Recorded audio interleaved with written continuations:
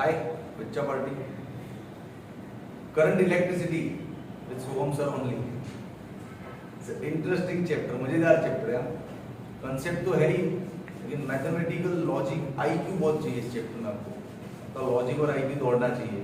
जैसे ray optics था ना, पूरा ड्राइंग बेस्ड था कि ड्राइंग क्या बन सकता है, ड्राइंग में से फॉर्मूले निकल के आते थे बाहर। पूरा रे ऑप्टिक्स ड्राइंग बेस्ड ही पढ़ा है मैंने। जैसे ये पूरा लॉजिक और आईक्यू दौड़ाने का है, दिमाग लगाने वाली चीज है। पूरा चैप्टर है इजी, सिर्फ इसमें वो कॉम्बिनेशन वाला पोर्शन आएगा थोड़ा रेजिस्टेंस और बैटरी का, वहाँ थोड़ा सा हमको प्रैक्टिस ज़्यादा चाहिए। बाकी पूरा चैप्टर इजी है, कैश मार्क्स देगा ये चैप्टर, टफ नहीं है। तो दिमाग है अपने पास, लगाना है, नहीं है तो कोई बात नहीं, तो आप भी लगा सकते हैं। अब करंट इलेक्ट्रिसिटी पे लेक्चर 1 पहला लेक्चर है आज का, और पहले लेक्चर को इतना इजी और इतना यादगार बना देते हैं कि आपको दूसरा लेक्चर देखने का मन करेगा, कह रहे यार सर के पास दूसरा लेक्चर भी पढ़ते हैं। ठीक है, बहुत बेसिक बातें होंगी आज टेक्स्ट बुक रिलेटेड, कि करंट के बारे में बेसिक क्या जानते हो। तो करंट को लेके आज का टॉपिक है करंट। आज की डिस्कशन क्या है, इलेक्ट्रिक करंट। चलो टॉपिक का नाम डाल देते हैं यहाँ पे। डिस्कशन में क्या लेने वाले आज, इलेक्ट्रिक करंट। क्या डिस्कस होने वाला है भैया, इलेक्ट्रिक करंट। इलेक्ट्रिक करंट बहुत आसान सी भाषा में, चार्ज जो होता है ना, चार्ज का फ्लो होना मतलब current. Yes, flow of charge is called current. ये हो गया इसका डेफिनेशन। क्या, flow of charge is called current.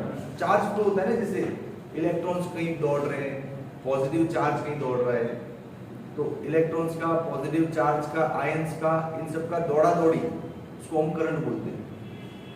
Moving of charge, flowing of charge is called current. Simple definition है, हम लिख सकते हैं। थोड़ा लिखेंगे, थोड़ा फार्मूला भी चाहिए अपने को। क्या लिखेंगे, फ्लो ऑफ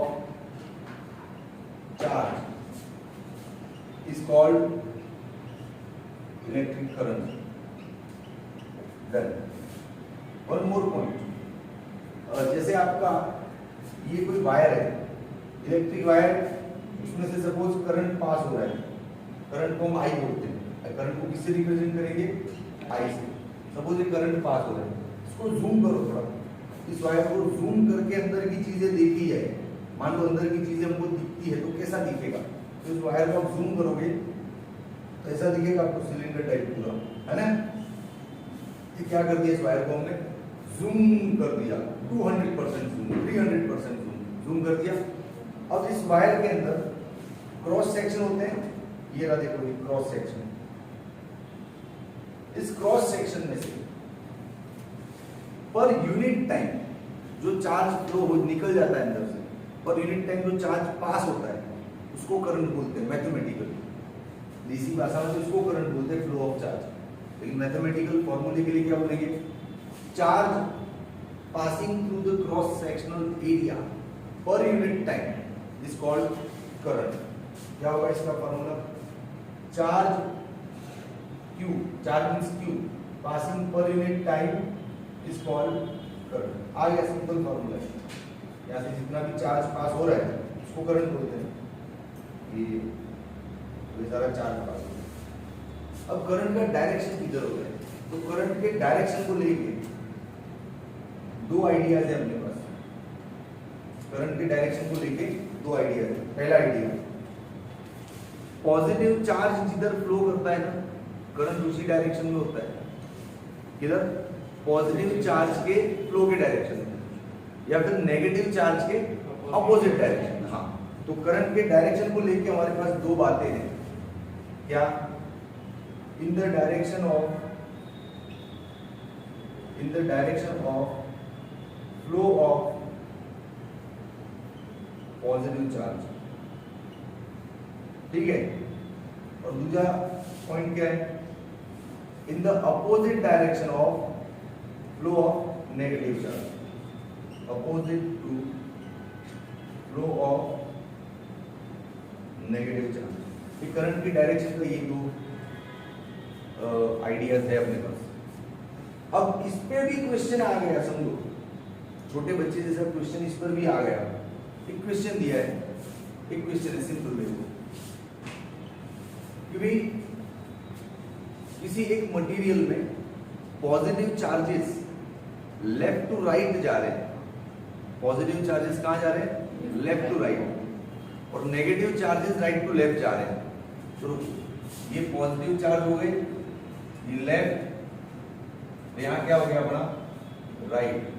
तो पॉजिटिव चार्ज कहाँ जा रहे हैं, लेफ्ट पर। देखना इस छोटी सी इंफॉर्मेशन पर से कैसा क्वेश्चन बनता है, कैसा आप इसको एक थियरिकल पॉइंट समझ के इग्नोर करते हो कि थियरी क्या पढ़ना है यार, आईआईटी में कहाँ थियरी आता है। इतनी सी थियरी पे डिपेंडेंट क्वेश्चन देख कैसे दिमाग लगाना है अपने को, हल्का फुल्का नमूना उसका।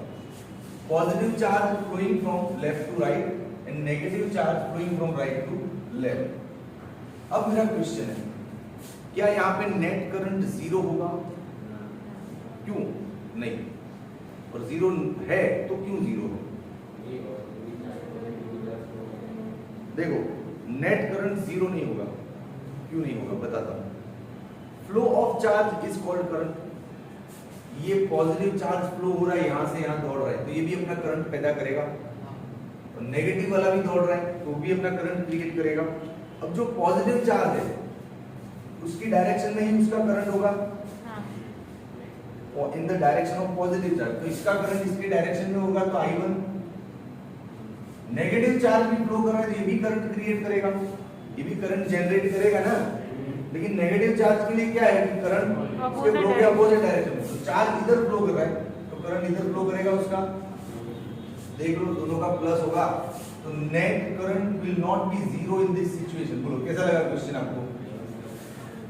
Net current is not equal to zero, कुछ ना कुछ मिलेगा, प्लस हो जाएगा दोनों का। क्लियर है कि नहीं क्लियर है? अब इन्होंने पूछा है कि नेट करंट का डायरेक्शन किधर है, लेफ्ट टू राइट, यहाँ left to right. Direction net current का डायरेक्शन किधर है, लेफ्ट टू राइट। ये आंसर एक और आ गया। इस टाइप का बच्चों जैसा क्वेश्चन भी आ सकता है, उसके लिए आपको ये इंफॉर्मेशन तगड़ा होना चाहिए। बोलो कैसा लगा इंफॉर्मेशन? इजी है कि नहीं इजी? ओके, अब रहा ये फॉर्मूला करंट का। इस फॉर्मूले पे हम बहुत काम कर सकते हैं, इजी है। जैसे देखो I is equal to Q by T, एक जनरल फॉर्मूला है डेफिनेशन के अकॉर्डिंग, लेकिन इसका मैथमेटिकल सत्य कुछ अलग होता है। ये फॉर्मूला आप दो तरीके से ले सकते हो। देखो इसका मैथमेटिकल सत्य दिखाता हूं आपको।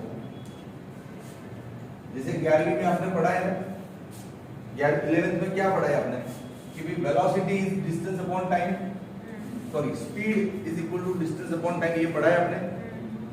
लेकिन फॉर्मूले को ऐसे नहीं लेते क्या, speed is equal to dx by dt लेते हो ना। फिर एवरेज स्पीड निकालना है तो डेल्टा x बाई dt लेते हो कि नहीं? तो इसको भी लेना पड़ेगा ना। हाँ, तो आपका अच्छा इसको बोलते हैं इंस्टेंटेनियस स्पीड, तत्कालीन झड़प, गुजराती में बोलते हैं तत्कालीन झड़प। इसको भी बोलेंगे ना तत्कालीन current, instantaneous current, instantaneous current. I is equal to dq by dt, इस फॉर्म में लेना है फॉर्मूला सब। और एवरेज करंट बोला तो average current delta Q by delta, simple है, सिंपल है। अब सवाल आया, मान लो एग्जाम में ऐसा एक सवाल आया, क्वेश्चन आया कि Q is equal to 2t square plus 3t plus 5 coulomb. ये सवाल आया एग्जाम में। अब आपको पहला क्वेश्चन है कि इंस्टेंटेनियस करंट निकालो। क्या है पहला क्वेश्चन? तो जो इतना आसान दिखने वाला फॉर्मूला आपको मैथमेटिक्स कितना करवाएगा आपसे वो देखो। पहला क्वेश्चन है इंस्टेंटेनियस करंट, इंस्टेंटेनियस करंट ढूंढ के लाओ। तो इंस्टेंटेनियस करंट का फॉर्मूला ले लो। I is equal to dq by dt, d by dt, q को रख दो यहाँ पे, ये ना q अपना 2t square plus 3t plus 5। अब डिफरेंशिएट कर दो, t स्क्वायर का डिफरेंशिएशन 2t का डिफरेंशिएशन 1 और 5 का क्या होगा 0। Zero. ये भाई 12वीं की क्लास में मैं डिफरेंशिएशन नहीं सिखा रहा हूँ। हाँ 2 2 जा 4t प्लस 3 आ गया इंस्टेंटेनियस करंट। मान लो इसमें टाइम दिया है कि करंट एट द 3 सेकंड, तो t की जगह 3 रख दो, आपका आंसर। समझा कि नहीं समझा? पक्का? तो इसको बोलते हैं इंस्टेंटेनियस करंट, तत्कालीन विद्युत प्रवाह, तात्क्षणिक विद्युत प्रवाह गुजराती में ऐसा बोलते हैं। क्लियर? अब इसी में क्वेश्चन आया, यहाँ पे दूसरा क्वेश्चन आया, एवरेज करंट, यही सेम क्वेश्चन और एवरेज करंट पूछा। एवरेज करंट पूछेंगे ना तो टाइम लिमिट देंगे, तो लिख लो 0 to 3 सेकंड के बीच में एवरेज करंट क्या था। 0 to 3 सेकंड के बीच में एवरेज करंट क्या था। एवरेज करंट का फॉर्मूला ले आओ, यही फॉर्मूला है, डेल्टा लेना है अपने को, है ना। डेल्टा क्यू मतलब Q final minus Q initial, T final minus T initial, यही होता है, होता है कि नहीं? क्यू फाइनल कब होगा आपका 3 सेकंड में, क्यू इनिशियल कब होगा 0 सेकंड, 3 माइनस 0 हो गया। अब आपको Q3 चाहिए और Q0 चाहिए, ये रहा ना Q है कि नहीं, तो इधर निकाल देगा Q3 मतलब t की जगह पे 3 रख देंगे, 3 स्क्वायर 3 प्लस 5 रख दिया, क्या आया 9 2 18 प्लस 9 प्लस 5 32 आया भाई। तो Q3 क्या आया अपना 32। बोलो क्लियर है? अब Q0 के लिए क्या करेंगे, t का वैल्यू 0 लेंगे, 0 0 5 रहेगा, तो आंसर आया 27/3 which is equals to 9 ampere. बोलो कैसा रहा ये सवाल? एकदम बेसिक सवाल है, एकदम बेसिक, 11वीं क्लास के अकॉर्डिंग बेसिक सवाल बनाया आपके लिए, कि आपको समझ में तो आवे कि क्या झंझट है ना। बच्चा तो हमेशा Q/T के चक्कर में रहता है,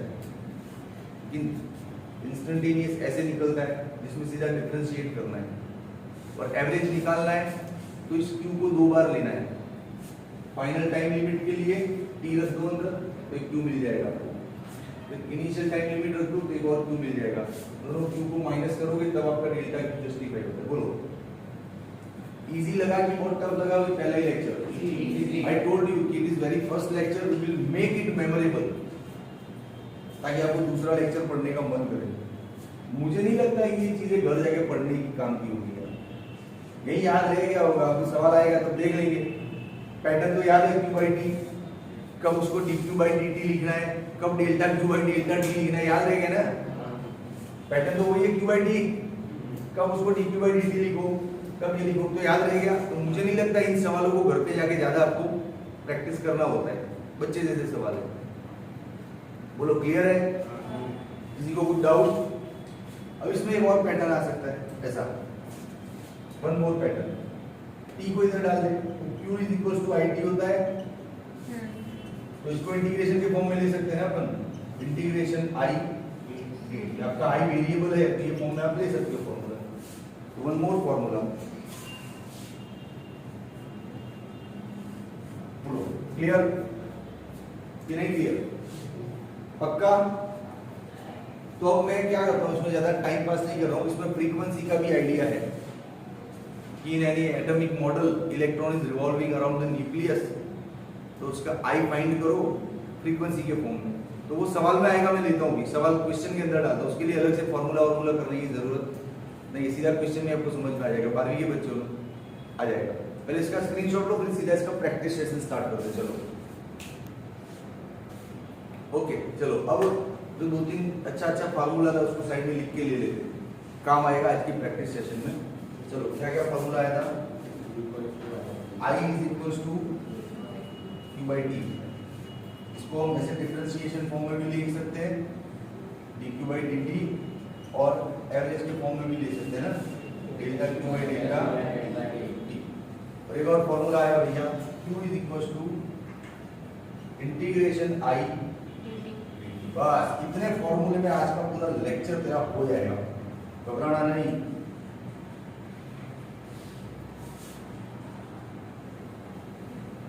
रेड पेन चलता नहीं है यार, इंक डालने को जोर आता है मेरे को, चलो चलो भाई लगाओ पहला सवाल प्रैक्टिस के लिए बच्चों। चलो पहला सवाल इजी 8-10 सवाल है जो आपका सिर्फ कॉन्फिडेंस बना देंगे भाई, कुछ खास थीम नहीं है लेक्चर के अंदर। हाउ मेनी इलेक्ट्रॉन्स पर second pass through a section of wire carrying current of 0.7 ampere. देखो करंट कितना है, एक वायर है उसमें से करंट कितना जा रहा है 0.7 एम्पीयर। क्या पूछा है उसके अंदर, हाउ मेनी इलेक्ट्रॉन्स, मतलब नंबर ऑफ इलेक्ट्रॉन्स कितना, 5, 10, 25, 50, 150, 200, करोड़, 2 करोड़, कितना इलेक्ट्रॉन, तो नंबर ऑफ इलेक्ट्रॉन पूछा है। पर सेकंड मतलब पर यूनिट टाइम, ये पूरा टर्म पूछा है अपने को, सिर्फ नंबर नहीं पूछा है। नंबर ऑफ इलेक्ट्रॉन्स पर सेकंड मतलब नीचे टी, ये पूरा अपना आंसर होगा। n/t ढूंढना है, we hear to determine n/t। समझ में आ रहा है? चल फार्मूला ले, इजी मामला है। I = Q/T लिया। अब Q का क्या फंडा है, Q में n आता है क्या? Chapter 1 Q = n। डन। अब n/t तो तुझे चाहिए, E को नीचे डाल दे, I/E n/t। तो n/t ढूंढना था हमको, मिल गया। I/E, I कितना है 0.7 और E कितना होता है 1.6। यस, आंसर आएगा नंबर ऑफ इलेक्ट्रॉन्स पर सेकंड, इलेक्ट्रॉन्स पर सेकंड। क्लियर? बोलो है इजी कि नहीं है? ले लो स्क्रीनशॉट। चलो भी आ जाओ नेक्स्ट। इजी है सारे। A current of 3.6 ampere flows through an automobile headlight. Automobile मतलब मेरा बाइक होगा कुछ, उसकी हेडलाइट है, उसमें करंट कितना फ्लो हो रहा है 3.6 ampere. How many coulombs of charge flow through the headlight. How many coulombs of charge मतलब वो लोग क्या पूछ रहे हैं, कितना कूलम चार्ज है, कितना कूलम विद्युत भार છે ગુજરાતી में पूछूं છે। इन 3 आवर टाइम दे दिया, 3 आवर। पहले तो आवर को चेंज कर, 3600 सेकंड है ना। क्या पढ़ाऊं इसको, क्या करेंगे ये बोल, मल्टीप्लाई सीधा। I =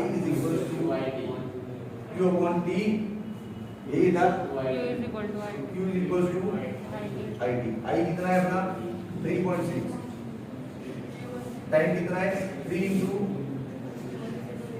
कैलकुलेटर है घर में, नहीं है तो इतना मल्टीप्लाई तो उंगली पे भी कर सकते हो, ठीक है। चलो ले लो स्क्रीनशॉट। ओके, अगला सवाल। ओ मैडम गुड्डू चालू कर, क्या बात होगी। अब करंट ऑफ 7.5 एम्पीयर, 7.5 को क्या बोलेंगे, 7.5 बोलेंगे ना। 7.5 थोड़ा अपना मन लगता है बोलना, अपनी देसी लैंग्वेज है ना, मातृभाषा है अपनी। 7.5 तो 7.5। चलो, a current of 7.5 ampere is maintained in a wire for 45 seconds. Time कितना दिया है 45 सेकंड।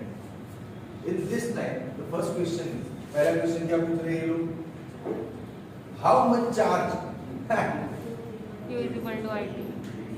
ऐसे सवाल को देख के दिल में से एक आवाज आती है Q = IT। 7.5। ये ऐसे सवाल एग्जाम में आते नहीं है आपके IIT में, लेकिन ये आपकी प्रैक्टिस हो रही है फॉर्मूले की, कि 8-10 सवाल करवाएंगे ना तो बार बार ये QIT आपके दिमाग में घूमने लगेगा। तब घर पे इसको 2-3 बार इतने इजी सवाल को भी रगड़ लोगे ना तो QIT आपके दिमाग में घूमने लगेगा, फिर इसको कभी प्रैक्टिस की जरूरत नहीं होगी आपको, ठीक है। ऐसा सवाल एग्जाम में आता नहीं है। कैसा सवाल है ये, ऐसा मियाँ वाला सवाल नहीं आएगा। चलो दूसरा कुछ देखते हैं। B, how many electrons flow through the wire? How many electrons? Oh my God, what a question! कैसे लाएंगे इसमें, तो क्या शर्म करो, तुम फॉर्मूला बोल रहे हो, बोलना भी नहीं होता है, सिर्फ बस ऐसे स्माइल देने की, तो मैं समझ जाऊंगा कि आपको आ ही गया है। Q = n e. अब इसमें q is equal to n e बोल के बड़ा खुश हो रहा है कोई बच्चा, तो मेरे को आ गया, यस यस मेरे को आ गया। n is equal to q by q कहाँ है भैया? e को चल 1.6 अभी लाया ना। -19 q कितने अभी मिला लाया था ना? उसको उठा, देख कैसे उठाना है। q को उठाए से पकड़, उसको कॉलर से इधर से चल निकल गए, उठा इधर लाके छोड़ दे, आंसर आ जाएगा। ठीक है, चलो ले लो स्क्रीनशॉट। चलो अगला सवाल थोड़ा थोड़ा हटके है, कब से इजी इजी पढ़ रहे हैं, कब से म्याऊ टाइप के सवाल पढ़ रहे हैं, और थोड़ा वाओ। अरे मेरी डॉटर है ना छोटी रुद्रांशी, वो ऐसा कुछ ना कुछ साउंड निकालती रहती है पास में, और मैं उसके साथ ज्यादा टाइम रहता हूँ, तो उसका इन्फ्लुएंस मेरे पे आ रहा है। मैं भी आजकल क्लास में आवाजें निकाल रहा हूँ, पता है आपको? ऑफलाइन लेक्चर में बच्चे का आंसर आ जाता है तो उसको तो बोलता हूँ, वो इन्फ्लुएंस आ रहा है मेरी डॉटर का। मैं ऐसा इंसान नहीं हूँ, ऐसे आवाज निकालना अपना काम नहीं है। और किसी का आंसर नहीं आता तो यूं अरे यार, जो कर लेने के बाद आता है टीचर यार क्या कर रहा हूँ, आता है। छोटे बच्चों के साथ रहोगे तो यही करोगे। चलो, in the Bohr model the electron of a hydrogen atom, Bohr model Niels Bohr को पता है एटम का स्टोरी। सबसे पहला मॉडल कौन बनाया था? थॉमसन। वेरी गुड हितेश, अच्छे से पढ़ता है बुक की line to line, very good. J Thomson ने बनाया था, उस मॉडल का क्या नाम था? प्लम पुडिंग और plum watermelon. Pudding, very good, plum pudding. Watermelon model भी बोलते हैं, वाटरमेलन। थॉमसन बाबा का मॉडल रिजेक्ट हो गया, उसके बाद कौन आया मार्केट में? Yes, Rutherford. रुदरफोर्ड का एक्सपेरिमेंट कौन दो जन ने किया था, क्या नाम था? रुदरफोर्ड और गोल्डस्टीन और क्या नाम था? गाइगर मार्शल ने किया था। गोल्डस्टीन भी था। हाँ। अरे मेरी इन्फॉर्मेशन करेक्ट है। हाँ। गाइगर मार्शल रुदरफोर्ड का एक्सपेरिमेंट किए थे, अल्फा स्कैटरिंग वाला कुछ, गोल्ड फॉइल पे अल्फा डाला था। फिर रुदरफोर्ड का भी मॉडल रिजेक्ट हो गया। फिर मार्केट में कौन आया? Niels Bohr. फिर नील बोर ने पूरा एंगुलर मोमेंटम का क्वांटाइजेशन किया और मॉडल दिया। लेकिन अभी हम लोग न्यूक्लियस चैप्टर तो नहीं पढ़ रहे, तो रोको मुझे, इधर रुक जाओ, ये ब्रेक मारो, इस पे आ जाते हैं। चलो वापस। In the Bohr model the electron of a hydrogen atom, Bohr model में क्या था? ये न्यूक्लियस था और यहाँ पे इलेक्ट्रॉन था जो ऑर्बिट में रिवॉल्व होता है। ठीक है, ये इसका कुछ रेडियस है r। देखो इंफॉर्मेशन दिया है, रेडियस इतना दिया है, देखो आपको r कितना दिया है? 5.3 into 10⁻⁻11 मीटर। विद स्पीड भी दिया है 2.2 into 10⁻6 मीटर पर सेकंड, दे दिया स्पीड। अब देख, अच्छा क्वेश्चन है, क्या बोल रहे हैं? Determine the frequency and the current. Frequency और करंट दोनों ढूंढना है इन द ऑर्बिट। ऑर्बिट में मान लो इलेक्ट्रॉन आपका यूं घूम रहा है, तो करंट इधर डायरेक्शन में होगा, अपोजिट। अरे अभी तो पहला क्वेश्चन पढ़ा था कि नेगेटिव चार्ज की अपोजिट डायरेक्शन में करंट जनरेट होता है, तो करंट होगा, वो तो माना कि क्योंकि इलेक्ट्रॉन घूम रहा है ना, charge is flowing, charge is moving, and that movement of charge is called current, right? So there is some current in the orbit, right? But opposite direction होगा। तो फ्रीक्वेंसी भी चाहिए। फ्रीक्वेंसी मतलब एक सेकंड में कितना घुमा? D D D D D D 50 बार घुमा साहब, 60 बार घुमा, एक सेकंड में 70 बार घूम गया, अरे एक सेकंड में लाख टाइम घूम। तो इस पर सेकंड कितना घुमा, कितना चक्कर काटा, दैट इज कॉल्ड फ्रीक्वेंसी। समझ ये सारी है अपने पास, लेकिन इन समझ का अचार नहीं डालना है, जो फॉर्मूले से आंसर लाना है। चलो लाते हैं। फ्रीक्वेंसी तो यार बच्चों से, frequency is equal to 1/t। Time मतलब डिस्टेंस अपॉन स्पीड। अरे फ्रीक्वेंसी का बेसिक थॉट तो यही है ना, reciprocal of periodic time is called frequency. 11वीं क्लास में पढ़ा है अपन ने। अब टाइम मतलब डिस्टेंस अपॉन स्पीड, v को ऊपर डाल दे, डिस्टेंस। अच्छा, अब ये टाइम कितना है? 1 पीरियडिक टाइम ना। 1 पीरियडिक टाइम में एक चक्कर लगाया मान लो, तो एक चक्कर में डिस्टेंस कितना होता है? 2πr। तो डिस्टेंस ले लो 2πr।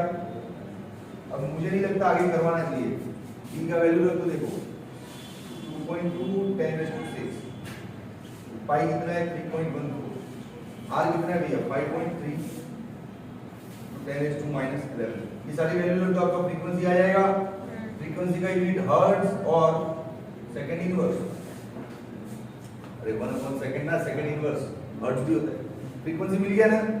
अब करंट पे प्रूव करते चलो। करंट क्या होता है अपना Q/T। करंट क्या होता है Q/T। Q 1/T लिख सकते हैं। 1/T क्या हो गया फ्रीक्वेंसी, और Q मतलब चार्ज। कौन है चार्ज? इलेक्ट्रॉन है। ले अब आगे वैल्यू रख भैया, पूरा answer La.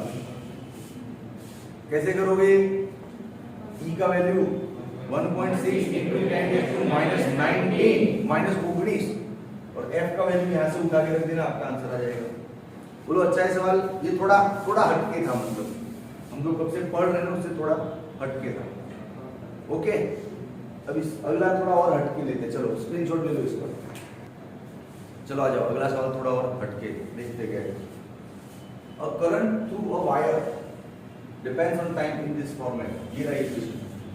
Current is 10 plus 4t. Current is in ampere and time is in second. Okay, unit justified. Question क्या है ध्यान से सुनो। Find the charge cross through a section in time interval of 0 to 10.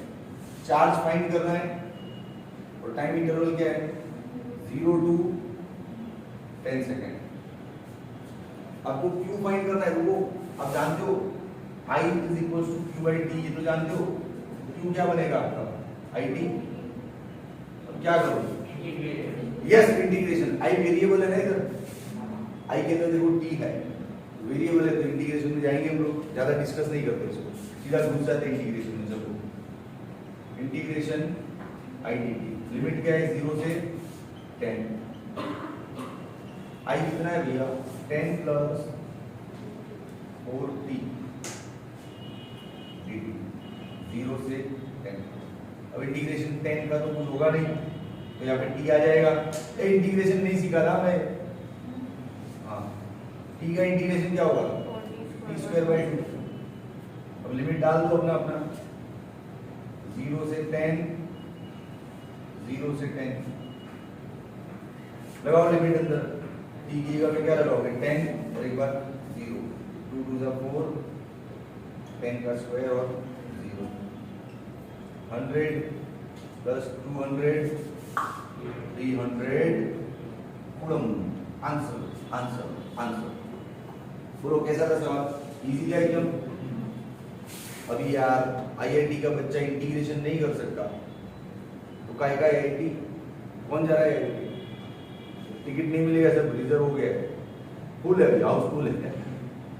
चलो ले लो screenshot. In an electrolyte the positive ions move from left to right. अरे यार ये तो करवाया जाता है, स्टार्टिंग में कुछ इंफॉर्मेशन दिया था ना लेफ्ट टू राइट वाला, वही है। Positive ions move from left to right and negative ions move from right to left. The net current is not zero. इधर होगा करंट, इधर होगा, net current is not zero and in the direction of left to right. खत्म। अगला सवाल पेश किया जाए। चलिए अगला सवाल देखेंगे। अच्छा है, थोड़ा हटके है, जब कब से पढ़ रहे हो ना, थोड़ा अलग सोचने पे आपको मजबूर करेगा। In a given time of 10 second 40 electrons passes from right to left. ये अपना लेफ्ट समझ ले और इधर हम समझ लेते हैं राइट। 40 इलेक्ट्रॉन्स यहां से पास हो रहे, कितने 40 इलेक्ट्रॉन। टाइम इंटरवल कितना है 10 second. In the same interval of time 40 protons also passes from left to right. 40 protons from left to right. तो as we discussed before, net current zero नहीं होगा। क्यों? देखो पॉजिटिव प्रोटॉन का current तो इस डायरेक्शन में होगा पॉजिटिव के, और इलेक्ट्रॉन का करंट उसके फ्लो के अपोजिट में होगा, तो current due two electron will be in this direction. तो दोनों का प्लस हो जाएगा, दोनों का प्लस हो जाएगा, खेल खत्म। तो दोनों एक डायरेक्शन में तो ऐड हो जाएंगे। Total current is current of proton and current of electron. Current मतलब charge of proton upon time, charge of electron upon proton का चार्ज कितना लूं Ne, इलेक्ट्रॉन का चार्ज कितना लूं Ne, यही होगा ना। अब नंबर तो दोनों का इक्वल है 40-40, दोनों का चार्ज भी इक्वल होता है ना। प्रोटॉन का भी 1.6 × 10⁻⁻⁹, इलेक्ट्रॉन का भी इतना, और टाइम इंटरवल भी इक्वल है। इस टर्म पे डबल कर दे, सारी वैल्यू रख दे 40 × 1.6 10⁻⁻19 / 10, सॉल्व कर आंसर। कुछ खास नहीं था, लेकिन थोड़ा रेगुलर जो सोचते हैं उससे हटके थोड़ा था। बोलो क्लियर है? कुछ डाउट है तो पूछो रे, या फिर कुछ भी कंफ्यूजिंग लग रहा है तो you can ask me, not asking. नहीं नहीं, डिवाइड बाय 2 नहीं लेना, ये एवरेज लिखा कैसे वो समझ में नहीं आ रहा। एवरेज नहीं होना चाहिए, नेट करंट होना चाहिए। एवरेज निकालना है तो फिर डिवाइड बाय 2 करना पड़ेगा। एवरेज किसी भी, जैसे तेरे पास 2 ऑब्जर्वेशंस है, तुझे बोला इनका एवरेज निकाल, तो दोनों का प्लस डिवाइड बाय 2। जैसे 3 ऑब्जर्वेशंस है और मैं बोलूं एवरेज निकाल, तो तीनों का प्लस डिवाइड बाय 3। 4 ऑब्जर्वेशंस है, चारों का प्लस डिवाइड बाय 4। एवरेज उसको बोलते हैं ना मैथमेटिकली। ये नेट करंट होगा, net current, resultant current, net current. Okay, चलो स्क्रीनशॉट ले लो। ओके, चलिए अगला सवाल देखेंगे। The current in a wire varies with the time according to this relation. Integration differentiation कुछ समझाएगा, दिख रहा है, शक्ल देख के पता चलता है। कितना दिया है 3.0 एम्पियर, मतलब 3 प्लस 2t, यही बन रहा है ना इजी फॉर्मेट में। अरे 2.0, मेरे तो यूनिट लिखा है एम्पियर पर सेकंड, तो यूनिट से वो क्या लेना देना, 2t, ये इजी फॉर्म में आ गया एकदम। Now what they are asking, very first question, how many coulombs of charge, मतलब क्यू पूछ रहे हैं, और टाइम इंटरवल क्या दिया 0 से 4 सेकंड। क्लियर है ना? इंटीग्रेशन कर डालो, q is equals to i dt, 0 से 4 सेकंड। i क्या है आपका 3 प्लस 2t, 0 to 4 सेकंड। चल इंटीग्रेशन कर रहा हूँ, 3t plus 2t square by 2, 0 to 4 second. t का वैल्यू क्या रख दूं, 4 रख दूं इस पर, तो 0 पे तो आ जाएगा ना, 0 ही आएगा। तो 4 3 जा 12 and 16, 28 एम्पीयर आया भैया, आया। अरे हाथ कूलम, ओ एक लेक्चर में तो टैलेंटेड बन गए, सर की गलतियां निकाल। अब पूछा what constant current would transport the same charge in the same interval. What constant current, current पूछा है, कांस्टेंट, ऐसा ही वेरिएबल t वाला करंट नहीं, कांस्टेंट। तो constant current is equal to q by t। q कितना लाया 28, टाइम कितना है आपका, सेम इंटरवल ऑफ टाइम बोला ना 4 second, yes 7 ampere current transport होगा same interval of time. Clear है कि नहीं? इजी। चलो ले लो स्क्रीनशॉट। ओके, हो गया प्रैक्टिस। देख, इंटीग्रेशन के सवाल आ सकते हैं, इसमें डिफरेंशिएशन का एक स्टार्टिंग में दिया प्रैक्टिस, एवरेज का भी प्रैक्टिस दिया मैंने, फिर फ्रीक्वेंसी वाला भी सवाल करवाया। तो बस यही घूम फिर के यही आएगा, फ्रीक्वेंसी पूछे, करंट पूछे, डिफरेंशिएशन करना हो, एवरेज करंट पूछे या इंटीग्रेशन करना हो। ये 4-5 बातें ही इसी मैथमेटिक्स से जो रोज आपके साथ चलता है, ये मैथमेटिक्स है कि नहीं। तो इसमें कुछ ज़्यादा टाइम नहीं देते, इस लेक्चर हो गया खत्म। अगला लेक्चर थोड़ा और लेवल वाला, ड्रिफ्ट वेलोसिटी या ड्रिफ्ट चीज़ों पे डिस्कस हो सकता है, relaxation time, drift velocity, electric field हो सकता है। देखते हैं क्या टॉपिक आता है इसके बाद। ठीक है, चलो टेक केयर, बाय।